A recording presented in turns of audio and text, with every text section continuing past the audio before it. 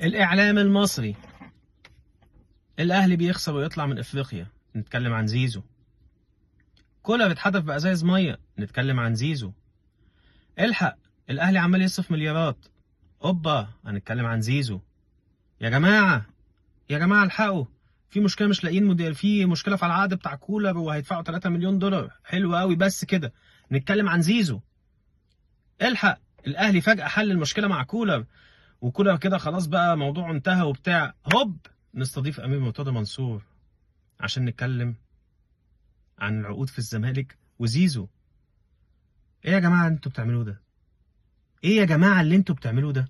وبعدين انا كمشجع زملكاوي هفضل لغايه امتى بعاني ان اللي بيطلعوا من الزمالك مع التلفزيون ومع الاعلام ما لهمش لازمه، ما بيتكلموش عن الزمالك، ما بيجيبوش حق الزمالك.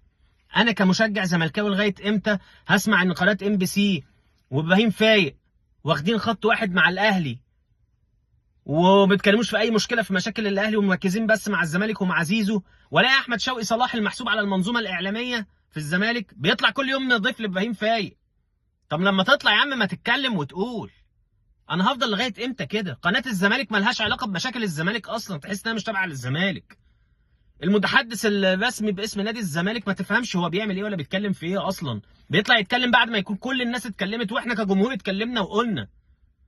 يا جماعه مش كده، يا جماعه مش كده، انجحوا في حاجه بقى.